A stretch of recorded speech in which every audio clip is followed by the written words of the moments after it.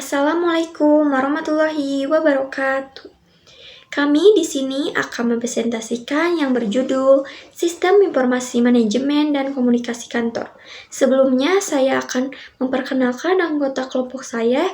Yang pertama, Anissa Hapsah, yang kedua, Padilah, yang ketiga, Nengsri, yang keempat, Nur Najwa. Di sini saya akan membacakan poin A, data dan informasi. 1. Data. Data merupakan sekumpulan keterangan atau fakta mentah berupa angka, simbol, teks, gambar, atau suara yang diperoleh melalui pengamatan, pencarian, dan pengukuran. A. Jenis-jenis data. Yang pertama, jenis data berdasarkan cara memperolehannya. Ada data primer, yaitu data baru atau data asli yang dikumpulkan secara langsung oleh seseorang yang melakukan sebuah penelitian. Yang kedua, jenis data berdasarkan sumbernya. Ada data internal, yaitu data yang diperoleh dari internal suatu organisasi yang menggambarkan kondisi organisasi. Yang ketiga, jenis data berdasarkan sifatnya. Ada data kualitatif, yaitu sebuah data yang dinyatakan dalam bentuk verbal, simbol, maupun gambar. Yang keempat, jenis data berdasarkan waktu pengumpulannya. Ada data berkala, yaitu data yang dikumpulkan dari waktu ke waktu secara berkala untuk mengetahui perkembangan suatu kejadian dalam periode tertentu. B. Fungsi data. 1. Sebagai dasar sebuah penelitian maupun perencanaan. Dalam sebuah kegiatan, dengan adanya perencanaan, sangat penting untuk menggunakan parameter yang akurat. 2.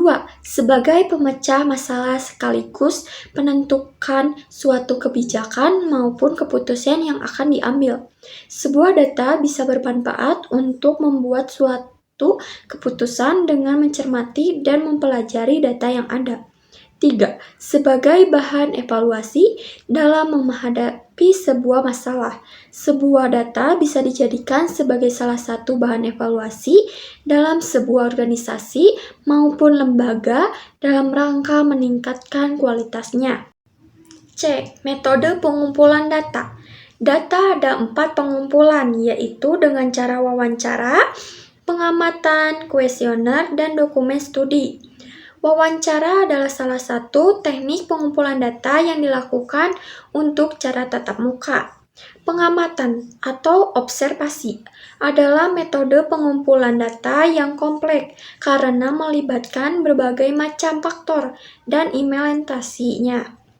Questionnaire merupakan metode pengumpulan data yang dilakukan dengan cara memberikan berbagai macam pertanyaan maupun pernyataan. Sedangkan dokumen studi adalah metode pengumpulan data secara tidak langsung untuk membahas subjek yang ingin diambil.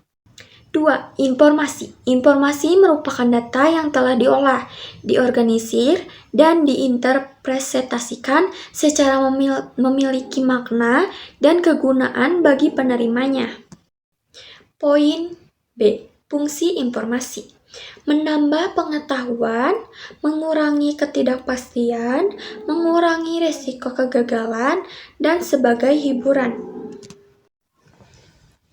Poin C. Kualitas atau nilai informasi.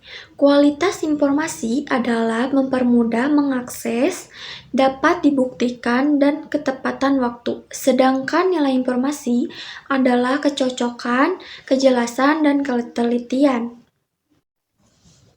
Poin D. Perbedaan data dan informasi data. Data mendefinisikan keterangan mentah yang belum diolah dan memiliki bentuk angka, simbol, atau catatan mentah. Sedangkan informasi data yang telah diolah memiliki makna dan laporan, grafik, analisis, atau penyataannya. Poin B. Sistem informasi berbasis website. Sistem informasi berbasis website adalah sistem informasi melalui website yang menyediakan informasi cepat, tepat, dan relevan untuk membantu menyediakan keputusan disebut sistem informasi manajemen. Yang ke-1, sistem informasi manajemen. Sistem informasi manajemen adalah kumpulan proses dan elemen yang saling terhubung, seperti manusia, komputer, perangkat lunak dan keras, prosedur, dokumen, serta basis data yang menyediakan informasi bagi semua tingkatan dalam organisasi. Poin A, tujuan sistem informasi manajemen. Yang ke-1, menyediakan informasi untuk pengambilan keputusan. Yang kedua, menyediakan informasi untuk perencanaan, pengendalian, evaluasi, dan perbaikan. Yang ketiga, menyediakan informasi untuk perhitungan harga pokok produk, jasa, dan kebutuhan manajemen lainnya. Poin B, manfaat sistem informasi manajemen. Berikut ini beberapa manfaat utama sistem informasi manajemen. Yang pertama, meningkatkan efisiensi operasional. Yang kedua, meningkatkan pengambilan keputusan. Yang ketiga, meningkatkan visibilitas organisasi atau perusahaan. Yang keempat, meningkatkan koordinasi dan kolaborasi. Yang kelima, mengurangi biaya. Yang keenam, meningkatkan kualitas produk dan layanan. Yang ketujuh, mengurangi resiko. Poin C, komponen sistem informasi manajemen. Yang pertama ada input, data atau informasi yang dimasukkan ke sistem baik manual maupun otomatis. Yang kedua ada proses, pengolahan data agar menjadi informasi yang berguna. Yang ketiga ada output, hasil dari proses seperti laporan, grafik, atau analisis. Yang keempat ada database, tempat penyimpanan data dan informasi. Yang kelima, ada hardware, perangkat keras pendukung sistem seperti komputer dan printer. Yang keenam, ada software, program atau aplikasi untuk menjalankan sistem. Yang ketujuh, ada personil, orang yang terlibat dalam penggunaan pengelolaan sistem. Poin E, fungsi sistem informasi manajemen. Yang pertama, mengumpulkan data dari berbagai sumber. Yang kedua, menyimpan data secara aman dan terstruktur. Yang ketiga, mengolah data menjadi informasi seperti laporan dan analisis. Yang keempat, menyebarkan informasi secara cepat dan tepat. Yang kelima, membantu pengambilan keputusan manajemen. Yang keenam, mendukung kegiatan operasional organisasi atau bisnis. Yang ketujuh, mendukung perencanaan dan strategis bisnis. Yang kedua, penggunaan menu homepage pada sistem informasi berbasis website. Website adalah kumpulan halaman yang ada di internet dan berfungsi sebagai media penyampaian informasi. Homepage merupakan halaman utama yang pertama kali dilihat pengunjung untuk mengetahui isi dan tujuan website. Poin C, komunikasi lisan dan tertulis. Komunikasi adalah proses penyampaian dan penerimaan pesan yang terpenting dalam organisasi untuk menjalin kerjasama dan mencapai komunikasi, memiliki fungsi instrumental, interaksional, personal, informatif, heuristik, dan imajinatif. Ada beberapa hambatan dalam melakukan komunikasi di antaranya. Yang pertama, hambatan proses komunikasi. Yang kedua, hambatan fisik. Yang ketiga, hambatan semantik. Yang keempat, hambatan psikologis. Yang kelima, hambatan manusiawi. Yang keenam, hambatan organisasional. Yang ketujuh, hambatan antar pribadi. Pertama, berdasarkan ruang lingkupnya. Komunikasi terdiri dari komunikasi internal yang terjadi di dalam organisasi dan komunikasi eksternal yang dilakukan dengan pihak luar atau publik.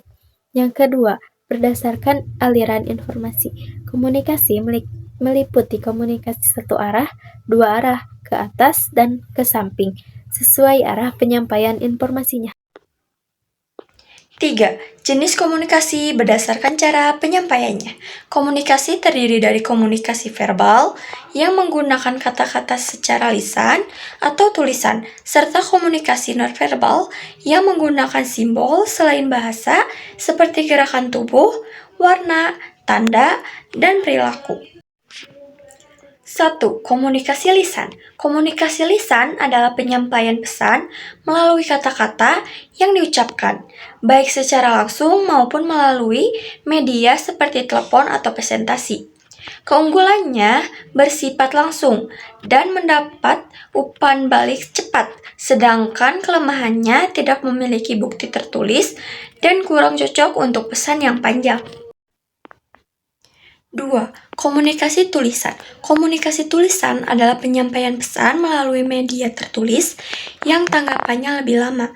Komunikasi ini digunakan untuk pesan jarak jauh, dokumentasi, situasi sibuk, dan keperluan resmi atau formal. D. Komunikasi melalui media elektronik. Di era sekarang, teknologi berkembang pesat dan sangat memengaruhi cara kita untuk berkomunikasi. Pengertian komunikasi elektronik. Komunikasi elektronik adalah komunikasi yang dilakukan dengan bantuan elektronik, seperti handphone, komputer, radio, dan televisi. Komunikasi ini memudahkan manusia untuk berkomunikasi tanpa harus bertemu langsung. Bentuk komunikasi digital. Bentuk komunikasi digital sangat beragam, seperti SMS, chatting, email, media sosial, website, dan konferensi video yang sering kita gunakan sehari-hari. Peran internet. Internet merupakan jaringan komunikasi elektronik terbesar yang dilakukan banyak orang, sehingga komunikasi bisa dilakukan dengan cepat dan efisien. Komunikasi digital. Komunikasi digital adalah komunikasi yang dilakukan secara online melalui media digital dan sudah menjadi bagian dari kehidupan sehari-hari. Jenis media digital. Media digital terdiri dari beberapa jenis. Yang pertama, audio. Di antaranya ada radio, digital, podcast, dan buku audio. Yang kedua, video. Di antaranya ada YouTube. Yang ketiga, media sosial seperti Instagram, Facebook, dan Twitter. Yang keempat, iklan digital. Dan yang terakhir, berita dan karya sastra yang bisa kita akses secara online. Manfaat internet.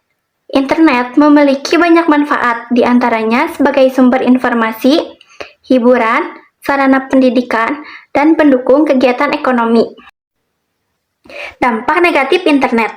Selain memiliki manfaat, internet juga memiliki dampak negatif, seperti penyebaran informasi palsu dan konten yang tidak sesuai, sehingga harus digunakan dengan bijak. Tips komunikasi elektronik. Agar komunikasi melalui media elektronik berjalan dengan baik, kita perlu bersikap sopan, menyesuaikan situasi, dan berpikir terlebih dahulu sebelum mengirim pesan.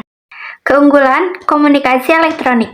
Keunggulan komunikasi elektronik adalah praktis, cepat, mudah dipahami, serta dapat menambah relasi. Kelemahan komunikasi elektronik. Kelemahan komunikasi elektronik yaitu berkurangnya interaksi secara langsung, keamanan yang belum terjamin, membutuhkan biaya yang besar, serta rawan terjadinya kesalahpahaman. Sekian presentasi dari kelompok kami. Wassalamualaikum warahmatullahi wabarakatuh.